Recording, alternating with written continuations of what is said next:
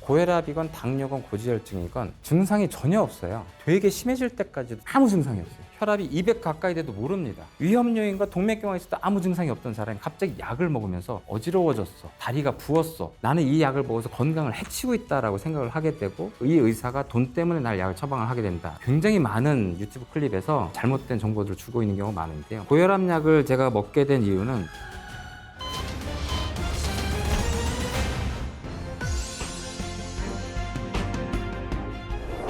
약을 먹으면 나 평생 먹어야 되는 거 아닌가요? 어떻게 보면은 인과율이 잘못된 얘기입니다. 원인이 없는데 약을 먹어서 약을 한 번 먹으면 평생 먹는다. 이게 틀린 말이고요. 그러니까 원인이 있어서 약을 먹게 됐는데 원인이 없어지지 않으면 계속 먹어야 됩니다. 이런 식의 고혈압이 생기시는 분들은 20대부터 고혈압이 있습니다. 20대, 30대도 이미 혈압이 높아요. 근데 그 당시 혈관은 굉장히 튼튼합니다. 우리 몸에서 가장 전성기 몸 상태이기 때문에 혈압이 올라가는 상황, 비만이나 아니면 굉장히 짜게 먹고 운동 잘 안 하고 뭐 이런 상황이라 하더라도 이 혈압은 기능적 고혈압 상태예요. 몸이 필요해서 혈압이 올라갔는데 자꾸 그럴 일이 하루 중에 많다 보니 계속 혈압이 올라가 있어요. 그럼 이런 분들이 혈압약을 먹으면 혈압이 떨어집니다. 근데 이분이 만약 건강 생활을 다시 해서 체중을 좀 빼고 이러면 약을 안 써야 됩니다. 안 쓰게 돼요, 저절로. 근데 이분이 만약에 이런 생활을 계속해서 40살, 50살까지 같은 생활을 유지한다 그러면 이 혈관벽이 기질적인 변화가 생깁니다. 여기들이 변성이 돼요. 기능적 고혈압이었는데 40대, 50대 넘어가면 얘네들이 망가지기 시작해요.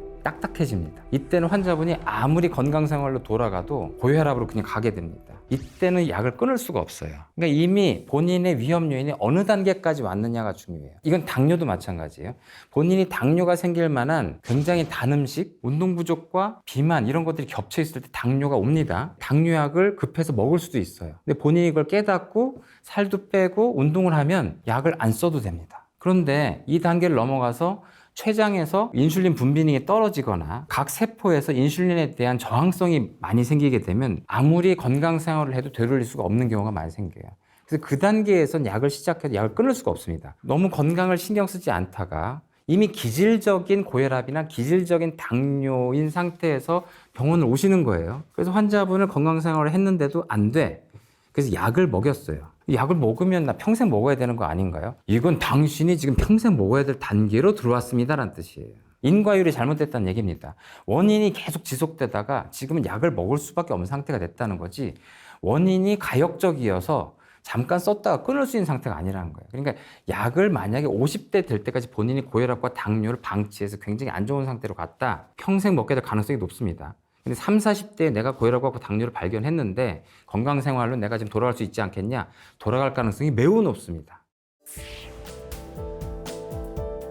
고혈압약을 제가 먹게 된 이유는 저희 쪽의 외가가 아주 전형적인 심뇌혈관 질환 패밀리예요. 거의 외가 쪽 모든 어르신들이 심장질환, 고혈압, 당뇨, 뇌졸중으로 다 이른 나이에 돌아가셨고요. 그래서 저는 이제 어릴 때부터 외가 쪽을 더 유전적인 소인을 많이 받았다고 생각하기 때문에 필수적으로 오겠구나라고 이제 각오를 하고 있었고, 나이 한 30 넘어가면서부터 혈압을 자주 재기 시작을 했고, 140에 90을 넘어가는 게 자꾸 이제 밑으로 떨어지지 않으면 약을 먹는 게 좋은데, 저는 이제 140에 90을 넘어가기도 하고 130에 80을 넘어가는 상황들이 많아지면서 약을 복용하면서 지내야 되겠다고 생각을 했습니다. 혈압이라는 게 그 자체로 혈관에 나쁜 부분을 주긴 하지만 제일 나쁜 건 우리 몸의 가장 연약한 혈관인 뇌혈관 때문에 그렇습니다. 그러니까 뇌혈관은 우리 인생 동안에 높은 고혈압 상태일 동안 계속 상처를 받아요. 인생 중에 높은 혈압이 있다 하더라도 난 정상으로 돌아갔으니까 이제 과거 높았던 건 없어, 이게 아니고요. 높은 기간 동안 상처를 받습니다. 정상 혈압을 계속 유지할수록 정상적인 뇌혈관 상태를 유지할 가능성이 높은 거예요. 높은 혈압이라 하더라도 빠른 속도로 교정하는 게 좋습니다. 그래서 저는 이른 나이에 약을 좀 적당한 수준을 먹으면서 혈압을 강한 수준으로 억제를 해왔고요. 지금 이제 50이 넘은 나이에서도 약 한 가지 반할 정도로 아주 수월하게 조절을 하고 있습니다. 처음에 기능적으로 높은 혈압으로 유지되다가 그때 혈관 탄력성이 좋으니까 높아도 혈관 상처를 잘 안 받는데, 한 40 넘어가면서부터 기질적으로 여기에 딱딱해지기 시작을 하면 아무리 쉬어도 혈압이 이제 올라가게 되는 상황이 됩니다.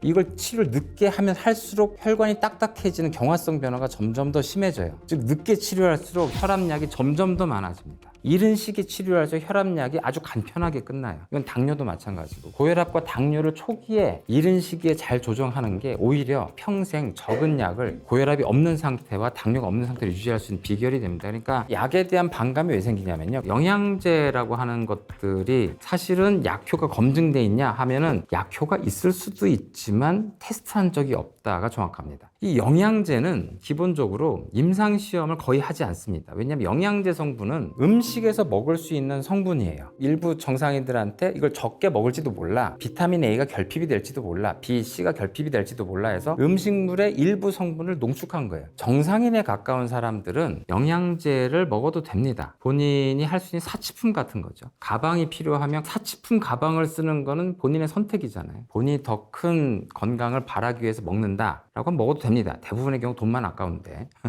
근데 약이란 건 뭐냐면 세상에 없던 새로운 화합물질을 만든 거예요. 경험해보지 못한 아주 황당하지만 확실한 의학 효과를 위해서 하는 것이고, 영양제는 우리가 음식을 많이 먹어오던 거를 혹시 더 부족할지 몰라서 농축해서 주는 거야. 약값도 다른 신약에 비해서 저렴하고 이미 과거에 이미 허가돼 있고 하기 때문에 이걸 수천억을 들여서 임상시험을 할 리가 없죠. 음식물의 일부 성분이다 보니까 안전해서 그냥 세상에 많이 풀려 있어요. 풀려 있다 보니까 장사꾼들이 많이 가지고 있게 되죠. 그럼 장사꾼들은 이걸 어떻게 팔아야 되느냐? 선전을 해야 됩니다. 그러다 보니까 이 영양분 성분을 과장 광고하거나 허용된 범위 내에서 굉장한 효과가 있는 것처럼 얘기할 수밖에 없게 되고, 우리가 오히려 보험 기준에 들어간 치료 약물들은 한국 내 기준으로 선전을 할 수가 없습니다. 여러분들이 제가 쓰는 약들을 방송 광고로 본 적이 없잖아요. 미국은 방송 광고를 합니다. 이런 보험 약품들을 다 광고를 해요. 일반인들도 저는 어떤 스타틴을 먹고 싶습니다, 이런 약을 의사들한테 할 수가 있어요. 다 광고에서 봤기 때문에. 근데 우리는 안 합니다. 환자들이 접할 수가 없죠. 오히려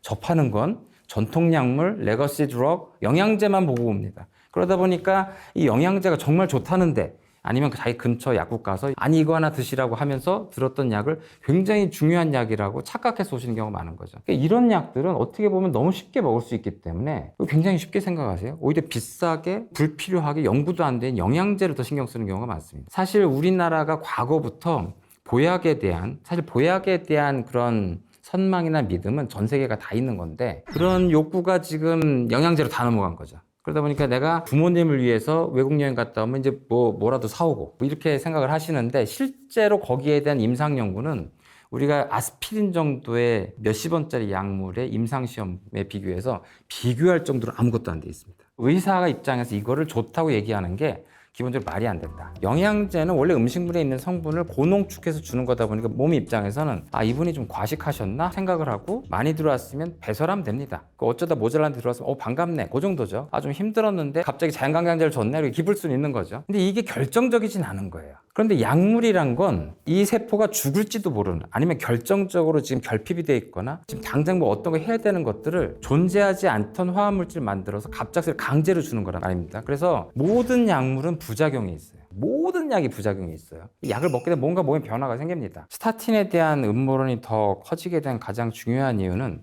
고혈압이건 당뇨건 고지혈증이건 증상이 전혀 없어요. 되게 심해질 때까지도 전혀 증상이, 당뇨 같은 경우는 구갈이나 이제 다뇨 같은 증상이 조금 생길 수 있습니다. 대부분 또 증상이 없습니다. 고지혈증은 진짜 아무 증상이 없어요. 콜레스테롤이 높다는 게 자기가 만약 기름기 엄청 많아가지고 끔찍하다고 생각하는데 230대도 모릅니다. 치료 기준으로 따지면 70 이하까지 떨어뜨리는 경우도 많은데 전혀 못 느껴요. 혈압이 200 가까이 돼도 모릅니다. 그런데 본인이 이제 머리가 아프면 혈압재 보고 140이다. 내 혈압 때문에 머리가 아파요 하시는데 거꾸로 얘기하시는 거예요. 머리가 아파서 혈압이 올라갑니다. 고혈압과 당뇨, 고지혈증은 본인의 자각 증상으로 알 방법이 없다고 하셔야 돼요. 내가 평상시에 머리가 아프거나 어지럽거나 컨디션이 안 좋으면 고혈압, 당뇨, 고지혈증이 있는 거야. 절대 연관되지 않습니다. 아무것도 연관되지 않아요. 근데 이분한테 이제 집에서 혈압 재는 걸 보고 이제 수첩을 보고 봤더니 평상시 혈압 140에 90을 자꾸 넘어가요. 혈압약을 먹어야 되겠습니다. 남자, 여자 공이 혈압약을 먹게 되면 기립성 저혈압이 생길 수가 있어서 앉았다 일어날 때 어지러울 수가 있고, 어떤 혈압약은 기침이 나기도 하고 다리가 붓기도 하고, 남자 같은 경우에는 발기라고 하는 성생활에서 굉장히 중요한 능력이 혈액에 의해서, 혈압에 의해서 올라가는 거기 때문에 그 능력이 초기에 많이 떨어집니다. 처음에 일시적으로 오는 것이고 그 다음 적응되다 보면 달라질 수 있는 부분인데도 10년, 20년 뇌 건강을 포기하고 지금 당장에 본인이 몸에 느끼는 증상만 생각하시면서 그렇게 되는 경우가 많죠. 근데 본인이 약을 먹으면 고혈압, 당뇨, 고지혈증 이게 아무 증상도 없고 심지어 동맥경화도 증상이 없기 때문에 나는 멀쩡했는데 나를 왜 약을 먹이냐 했는데 부작용을 느끼기 시작하죠. 의사가 날 죽이려고 하는구나. 그러니까 난 이 약을 먹으면서 몸이 안 좋아지는 걸 느끼고 있어. 자기는 몸이 멀쩡했는데 갑자기 검사를 했더니 되게 안 좋다고 하고 나 위험하다고 하고 그래서 약을 먹였는데 그 약 때문에 내가 힘들어. 그 약을 거부하게 되는 거죠. 약이라는 게 난 부작용이 없는 약을 다오. 그런 약은 없습니다. 모든 약은 부작용이 있어요. 그게 이제 환자분한테 감당할 수 있게 줘야 되는 거죠. 그 예전에 파라켈수스라는 연금술사가 있었는데 굉장히 유명한 명언을 남긴 게 있습니다. 제약이나 양리학에서 굉장히 중요한 명언인데 세상에 독은 없다. 용량이 독과 약을 결정한다. 어떤 화학 성분이건 환자한테 필요한 만큼 주면 약이 되고 과하게 주면 독이 된다는 뜻이에요. 대마조차 환자한테 적당한 성분을 주면 약이 됩니다. 모든 화학 성분들을 이걸 슬기롭게 환자들한테 줄 수 있을 만한 성분과 그 용량과 그런 것을 결정하는 과정들이 다 임상시험에서 녹아있는 거기 때문에 그 과정에서 어떤 부작용이 나온다는 것도 다 알고 있어요. 환자분에 따라서 그 부작용을 미리 설명하기도 하고 안 하기도 합니다. 의료의 기술이거든요. 그러니까 환자분들한테 설명을 하면 그것 때문에 약을 못 먹는 분도 있어서 그래서 나중에 와서 내가 이런 게 불편하다 그러면 그럼 부작용입니다 라고 얘기하면 서로 담담하게 얘기해야 됩니다. 이 의사가 날 죽이려고 해서 약을 줘. 그게 아니고 환자분을 생각해서 일부러 얘기를 안 한 걸 수도 있고 얘기를 해서 반드시 각오하고 드셔라 이럴 수도 있습니다. 꼭 먹어야 되는 약은 진짜 목숨 걸고 드셔야 됩니다. 거기에 다 수명과 환자분이 나중에 상황을 다 증명하는 수만 명, 수십만 명, 수백만 명의 데이터가 있는 거예요. 그래서 치료제로 보험 적용된 그런 약물에 대해서는 굉장히 중요하게 생각하셔야 되고 그 부작용을 내가 감당하면서 이 약의 좋은 점을 내가 얻어야 된다. 그 생각을 하셔야 되거든요. 근데 약간 괴로워하면서 그 약을 먹으면 고혈압, 당뇨, 고지혈증이 없는 것처럼 살 수 있게 만들어 놨어요, 이미. 실제 나중에 10년, 20년 뒤에 내가 치매 걸리지 않겠구나, 뇌졸중 걸리지 않겠구나, 급사하지 않겠구나 그거를 기대하고 먹는다면 지금의 약간 불편함을 적응하면서 오히려 즐겁게 먹을 수도 있는데 영양제는 기본적으로 밥에서도 먹는 거기 때문에 기본적으로 아무 부작용이 없어요. 그러니까 오히려 본인 컨디션에 따라서 오늘 내가 컨디션이 좋다고 하면 영양제 때문에 좋다고 착각을 하시면서 이 영양제를 계속 먹어야 되겠다라고 스스로 포지티브한 피드백을 주는 경우가 있는데 그게 과학적인 태도가 아니다. 꼭 필요한 약은 잘 드시면서 지내야 된다. 그렇게 생각을 합니다. 대부분의 임상시험은 1990년대 후반부터 2000년대 대부분 진행이 됐어요. 과학적으로 효과 있는지들을 이제 판단하기 시작을 했습니다. 근데 그 과정에서 이제 규제기관이 이제 당근으로 줄 수 있는 건 그 전 단계 이 식약을 허가 받을 때까지 적어도 수백억에서 수천억, 뭐 조 단위까지도 넘어갑니다. 이 비용을 제약회사는 전혀 소득이 없는 상태로 지금 투자를 해왔기 때문에 허가를 받은 다음엔 제약회사가 허가를 받은 범위 내에서 최선을 다해서 여기에 대한 장사를 하게 됩니다. 의사 입장에서는 환자와 제약회사 가운데 중재자로서 최첨단 의학 지식을 완전히 다 준비한 상태에서 줘야 될 약과 안 줘야 될 약, 적당히 줘야 될 이런 것들을 잘 해야 되는 거죠. 하지만 일부 몰지각한 의사들이나 잘못된 뭐 리베이트, 로비 여러 가지 등등에 의해서 실제 약물이 남용되거나 과용되거나 하는 게 전 세계적인 문제이기도 합니다. 하지만 그게 우리나라가 제일 문제예요. 이게 왜 그런 문제가 생기냐면 서유럽권은 기본적으로 의료보험이 환자가 병원에 갔을 때 돈을 내지 않습니다. 물론 이제 진료가 워낙 늦게 오래 걸린다는 단점들이 있게 되고 미국 같은 경우는 사보험으로 돼 있어서 사보험을 평상시 얼마나 많이 내느냐에 따라 결정이 나긴 하지만 일단 그 사보험을 들고 있으면 아무튼 미국에서도 병원에 갔을 때 대부분의 돈을 내지 않습니다. 물론 이제 치료에 따라서 비용을 더 내게 되는 경우들이 생기긴 하죠.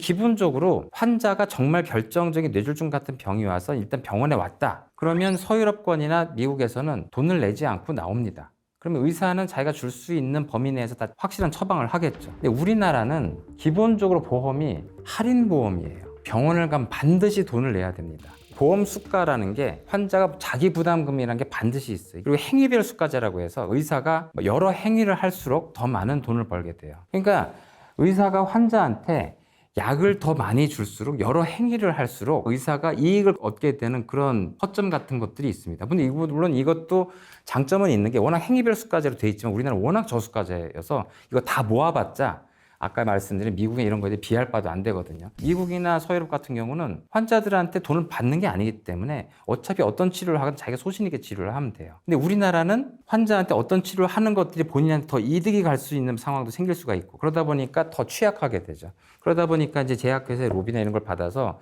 약을 더 처방하는 상황이 생긴다고 안 할 수가 없습니다. 그리고 실제 2000년대 그런 임상시험과 함께 증거를 가진 약들이 마구 쏟아져 나오면서 의사 입장에서 오히려 당당하게 그 약을 쓸 수 있는 상황이 된 거죠. 다만 그 약을 먹어야 되는 사람이 그 약을 처방받는 건 전혀 문제가 되지 않는데, 뇌혈중 환자는 무조건 약을 먹어야 되는데, 아니면 뇌혈중이 굉장히 위험한 사람은, 동맥경화 심한 사람은 먹어야 되는데 증거가 애매한 환자들도 있습니다.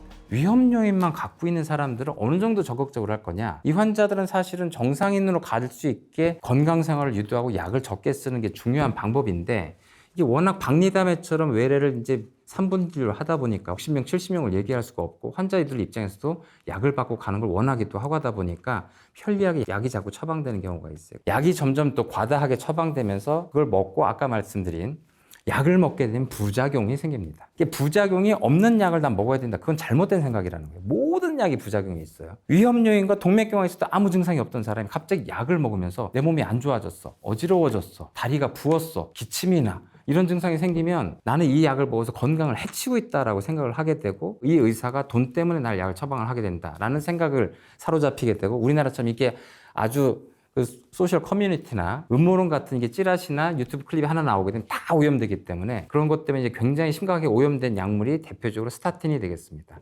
이 스타틴 같은 경우는 지금도 굉장히 많은 유튜브 클립에서 굉장히 많이 잘못된 정보들을 주고 있는 경우가 많은데요. 뭐 특히 스타틴을 먹지 마라 이런 경우가 있는데, 제가 얘기하는 건 모든 사람이 스타틴을 먹으라는 게 아닙니다. 스타틴은 굉장한 약입니다. 부작용이 있어요. 근데 이걸 먹어야 되는 사람은 목숨 걸고 먹어야 됩니다. 안 그러면 자기 수명이 깎이고 반드시 심근경색이나 뇌혈증이 오게 돼요. 그런데 스타틴을 먹을 필요가 없는 사람들이 과잉 진료로 스타틴을 먹게 되면서 거기에 대한 부작용을 느끼면서, 그 부작용이 사실 감당할 수 있을 만한 부작용임에도 불구하고 본인의 공포감으로 이 약을 준 의사가 잘못되고 제 약에서 음모가 있다, 이런 식으로 퍼져나가게 됩니다. 사실 정상인이나 약간 위험률이 약간인 사람들 그런 약을 줄 때는 더 조심해서 줘야 됩니다. 그런데 남용되는 게 분명히 잘못되는 부분이 있는 거고요. 본인이 만약에 환자라면 남용을 생각할 단계가 아니고 어떻게든 약을 먹어서 이 다음의 위기를 막아야 된다 생각을 하셔야 되는 거고, 본인이 진짜 지금 현재 몸 혈관 건강 상태가 굉장히 정상인이거나 가벼운 수준이다, 그렇다면 약을 의사와 여러 가지 밀당을 하면서